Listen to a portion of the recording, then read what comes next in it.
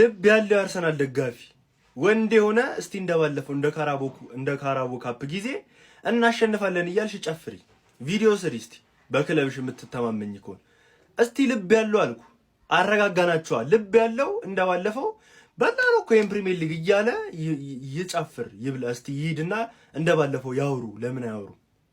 ለምን አይበጠብጡም? እንደባለፈው በየቪዲዮ በየእንትኑ ባንዲራ እየያዙ እስቲኛ እናሸንፋለን እያሉ ለምን አይለፈልፉ? ተረጋጉ። አሁን አዩት እንደማይሆን ልክ አስገባናቸው። ልብ አለሽ እስቲ ኤቲአር ላይ ነገ ሂጅ አሸንፋለሁ ብለሽ ቪዲዮ ስሪ። አንድሽ አትችሉማ፣ አትችሉም። እንዲህ እንኳን ማሸነፍ ይቅርና አቻ ትልቅ ውጤት ነው። ጭራሽ ምን አለ?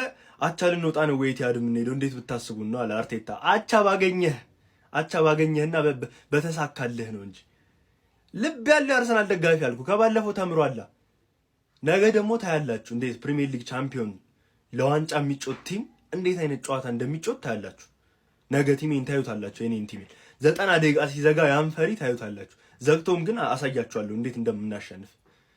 ዞሮ ሆነም ቀረ እንደባለፈው ደፍረሽ ቪዲዮ እንደማትሰሪ ሁልሽም እናውቃለን። ምድረው እያለ ሆነም ቀረ ግን ነገ አሳያለሁ እንዴት ፕሪሚየር ሊግ እንደሚበላ። ከዛ ስትወጣ ምን ትላለህ? አርቴታ አውት ትላለህ። ጨረስኩ። አርቴታ አውት ማለትሽን ትጀምረልሽ እንደለመድሽው። ኳድራፕል ስትይ የነበርሽ 2 ዋንጫ ደርሰሻል። ነገ ካንዱ እኔም አፈናቅልሻለሁ ማለት ነው። አቤት ማታ ያየሁት ህልም ጀሞ፣ አቤት ያየሁት ህልም። እንደው ህልም ከነገሩት ይከሽፋል ይባላል። እሱን ፈርቼ ሊያዘው እንጂ ከባድ ህልም ነው ያየሁት። አንተ ዛሬ ወሳኙ ቀናችን ደርሷል። የፍጻሜውን ጨዋታ ለማየት ተዘጋጃችሁ ወይ ጀማው? እኔ ሙሉ ዝግጅቴን አጠናቅቄያለሁ። ባንዲራዬን አዘጋጅቻለሁ ጀማው። ቀጥታ ወደ ቫምዳስ መገናኛ ዓለም ሆቴል ፊት ለፊት ወደሚገኘው ማለት ነው እያቀናው እገኛለሁ። አርሰናላውያን በሙሉ ተከተሉኝ። ቫምዳስ መገናኛ ላይ እንግዲህ የምንቀውጠው ይሆናል። ወደድንም ጠላንም ይሄ ቡድን ጎን ቆመን ድጋፋችንን እናሳያለን።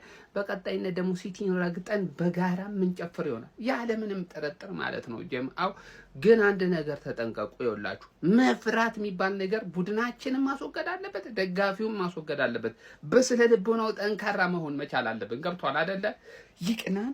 ያ ብቻ አይደለም ደግሞ ዱአ አድርጌያለሁ። ገብቷል? ከህልሙ በማስቀጠል አሁንም ዱአ ማድረጌን እቀጥላለሁ። ገብቷል አይደለ?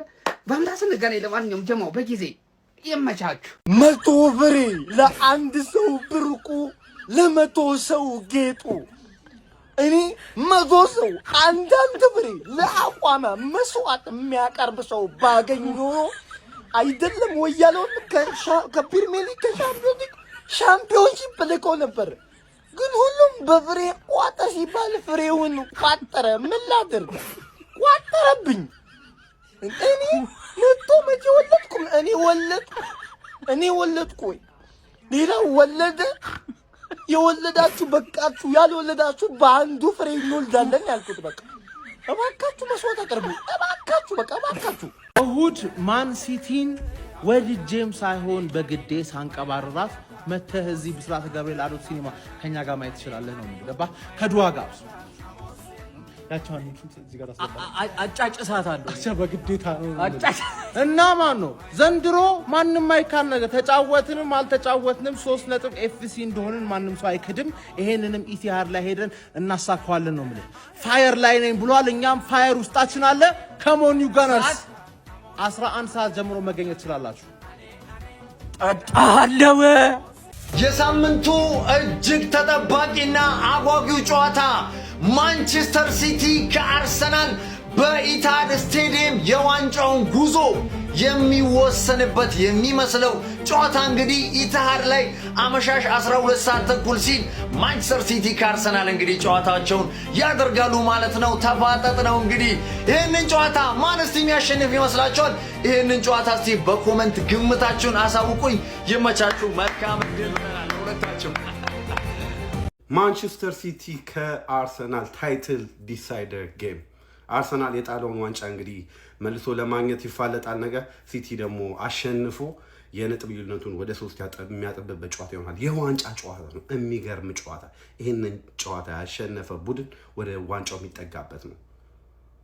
ሲቲ ካሸነፈ በ3 ነጥብ ይሆናል። አርሰናል ካሸነፈ በ9 ይሆናል። ኢዘር ዌይ ሁለቱም ወደ ዋንጫው ይጠጋሉ። እንደኔ ከጠይቃችሁን ግን ማንቸስተር ሲቲ ይህንን ጨዋታ አሸንፎ ይወጣል። እኔ በፔፕ ጋርዲዮላ ሙሉ እምነት አለኝ። እዚህ ደርሶ ፔፕ ጋርዲዮላ አይመለስም። አንዴ ብልጭታዋን አንዴ ብርሃኑን አሳያችሁት፣ ዋንጫውን ወጣ አድርጋችሁ አሳያችሁት፣ አይመለስም ፔፕ ጋርዲዮላ ከዚህ በኋላ። ማንቸስተር ሲቲ ይህንን ጨዋታ አሸንፎ ይወጣል ብዬ አስባለሁ። አርሰናሎች በራሳችሁ እጅን የጣላችሁት ይህን ዋንጫ እኔ ነግሬያችኋለሁ ደጋግሜ ሙሉ ዓመት የዋንጫ ቡድን አትመስሉም። ከወልቭስ ከቦርንሞት ከኖቲንግሃም ፎረስት ከምናምን ጋር እያትረከረክ ፖይንት ዋንጫ አትበላም።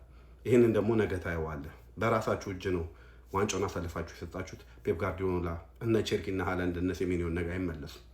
ዋንጫው የሚገርም የዋንጫ ጨዋታ እናያለን። እኛ ሊቨርፑሎች ከምንም ዋንጫ ውጪ ነን።